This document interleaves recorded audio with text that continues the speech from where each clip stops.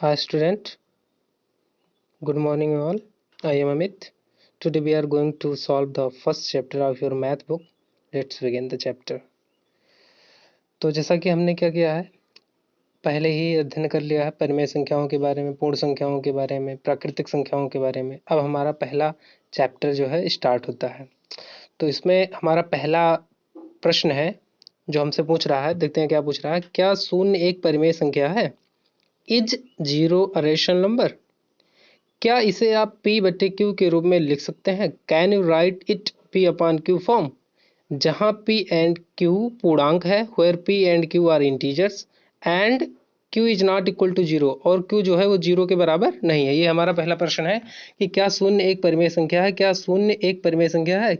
क्या इसे आप P बटे Q यानी अंश और हर के रूप में लिख सकते हैं, जहां P और Q जो है यानी अंश और हर क्या है, पूर्णांक है, और Q बराबर जीरो नहीं है यानी हर जीरो नहीं है।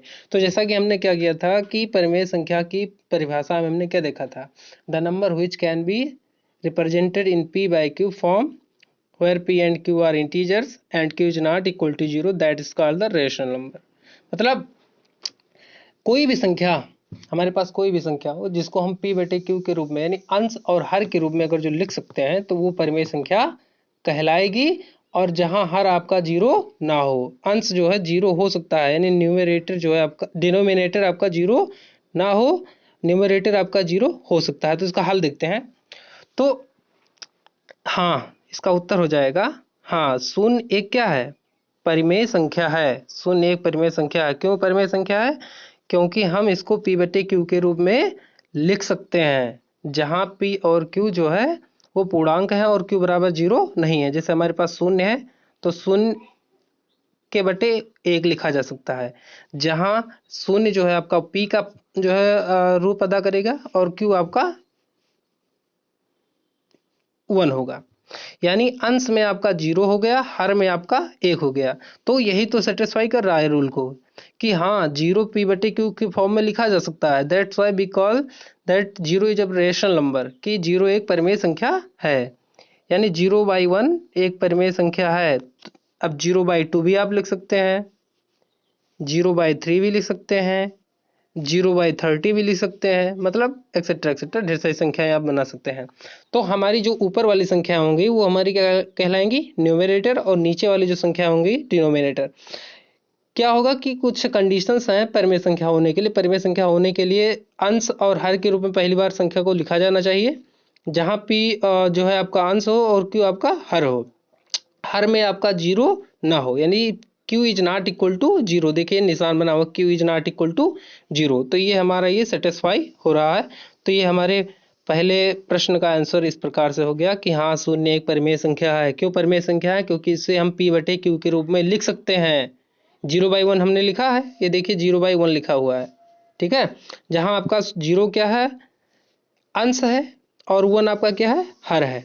और यानी अंश को हम P से रिप्रेजेंट करते हैं और हर को Q से, जहां Q बराबर जीरो नहीं है। देखो जीरो नहीं है, एक है ना, जीरो के बराबर नहीं है। जैसे आपका zero by one, zero by two, यानी आपका P is equal to zero है, लेकिन Q is equal to zero नहीं है, क्योंकि आप क्या देख रहे हैं, Q में क्या है, वन और टू है, ठीक है।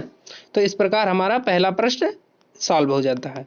अब हम चलते हैं दूसरी प्रश्न की ओर। दूसरा प्रश्न हमें क्या कह रहा है कि 3 और 4 के बीच में 6 परिमेय संख्याएं ज्ञात कीजिए। Find 6 rational numbers between 3 and 4। ये हमारा नेक्स्ट क्वेश्चन है। तो इसको सॉल्व करने के लिए कई विधियां हैं जो कि आपके किताब में भी दी गई हैं। तो सरल विधि है, देखते हैं। सबसे पहले हमें कुछ ध्यान रखना है, कुछ चीजें ध्यान रखनी है। क्या ध्यान रखनी है? कि किन्हीं भी दो संख्याओं के मध्य में अनंत परिमेय संख्या होती हैं। जैसे 3 और 4 के बीच में एक infinite, there is infinite number rational numbers between any two numbers. किन्हीं दो संख्याओं के बीच में अनंत परिमेय संख्याएं होती हैं। तो 3 और 4 के बीच में हमें ज्ञात करनी है।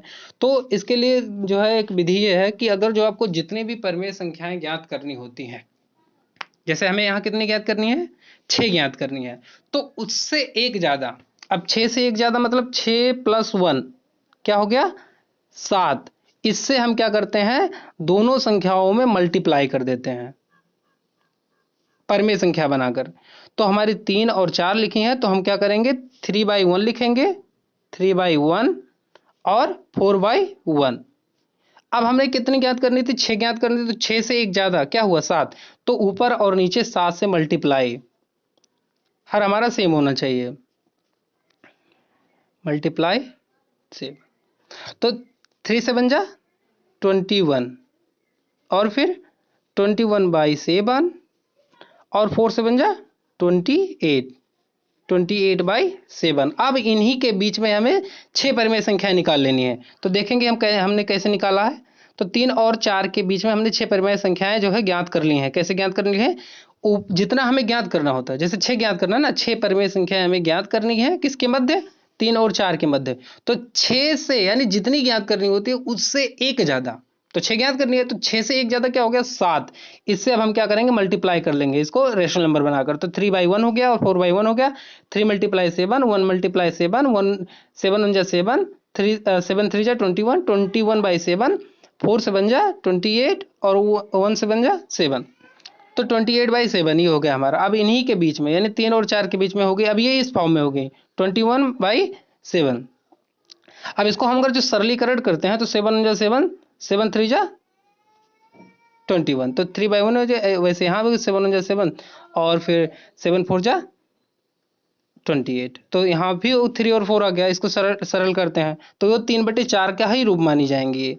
तो हम इन्हीं के मध्य में ज्ञात कर लिया। अब हमारा 21/7 और 28/7 आ गया, तो 21/7 और 28/7 के बीच में ये हमारी 6 परिमेय संख्याएं हो जाएंगी, 22/7 23/7 24/7 25/7 26/7 और 27/7 गिन लेते हैं, 1 2 3 4 5 6 6 हो गई ना, 21/7 और 28/7। ये फॉर्म है 3 और 4 का। 7 1 जा 7 7 3 जा 21, यानी 7 1 7 7 3 21 7 1 7 7 4 28, यानी 3 और 4 आ गया। अब जैसे मान लिया आप 6 पूछ रही है, 7 पूछ ले तो क्या करेंगे आप, तो 7 में 1 प्लस कर देंगे, 8 ऊपर नीचे 8 से गुणा कर देंगे। वैसे अगर जो 11 पूछ ले तो 11 + 1 12 12 करके जो मल्टीप्लाई कर लेंगे। तो इस प्रकार हमारी ये भी प्रश्न सॉल्व हो जाता है। अब हम चलते हैं अपने तीसरे प्रश्न की तरफ। तीसरा प्रश्न है, यहाँ पर रेशनल नंबर्स दी गई हैं। इन रेशनल नंबर्स के बीच में हमें जो है संख्याएं ज्ञात करनी है और वो परिमेय संख्या ज्ञात करनी है। तो ये संख्याएं हमारी दी गई हैं 3/5 और 4/5। इनके बीच में हमें क्या करना है, 5 परिमेय संख्याएं ज्ञात करनी है। कितने, 5 परिमेय संख्याएं ज्ञात करनी है। तो चलिए कोई दिक्कत नहीं, जैसे हमने फाइंड किया था वैसे फाइंड कर लेते हैं। जैसे हमने अभी लगाया सवाल दूसरा वाला, उसमें हमने क्या देखा, जितनी भी परिमेय संख्या हमें ज्ञात करनी होती है उससे एक ज्यादा, तो हमें यहाँ कितनी ज्ञात करनी है, 5 ज्ञात करनी है। तो 5 में एक ज्यादा करेंगे तो क्या हो जाएगा, 6 हो जाएगा। अब इसी 6 से हम ऊपर नीचे 3/5 और 4/5 में मल्टीप्लाई कर देंगे और मल्टीप्लाई करने के पश्चात हमें संख्याएं मिल जाएंगी। तो हमारा पहला भिन्न हो गया 3/5 और कितनी ज्ञात करनी, 5 ज्ञात करनी, 5 + 1 6, 6 से ऊपर नीचे गुणा, 6 × 3 = 18 5 × 6 = 30 और इसे दूसरा जो परिमेय संख्या है 4/5 4 × 6 = 24 और 5 × 6 = 30। अब 18/30 और 24/30 के बीच में 5 परिमेय संख्या हमारी निकल आएंगी। जैसे 20 बटे, अब देखिए 18 के बाद 19 आया तो 19/30 हो गया। फिर उसके बाद 19 के बाद 20 आया, 20/30 21/30 22/30 23/30। अब गिन लेते हैं 1 2 3 4 5 5 परिमेय संख्या होंगी किसके बीच में, 3/5 और 4/5 के बीच में जो है हमारी 5 परिमेय संख्याएं ज्ञात होंगी। तो इस प्रकार हमारा ये तीनों सवाल सॉल्व हो गए। अब चौथा सवाल आपके लिए होमवर्क है, इसको आप असाइनमेंट है आपका टुडेज मैथ असाइनमेंट। इसको अगर जो आपने पहला वाला वीडियो देखा होगा मैथ का जब बनाया गया था तो उसको आप फिर से रिवाइज करके इसको सॉल्व कर सकते हैं।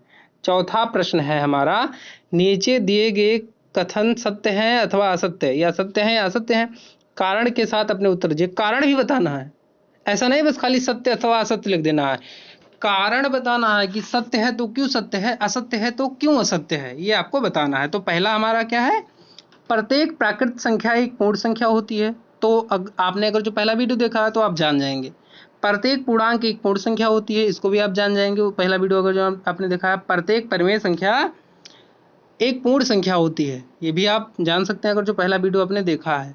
अब ये 3 जो है कथन है आपके पास, इसको आपको करके जो है भेजना है और उसके बाद आपको जो नहीं समझ में आएगा जो भी प्रश्न आपको समझ में नहीं आता वो आप हमसे फिर से पूछ सकते हैं। धन्यवाद। Take care, be safe, be happy for ever.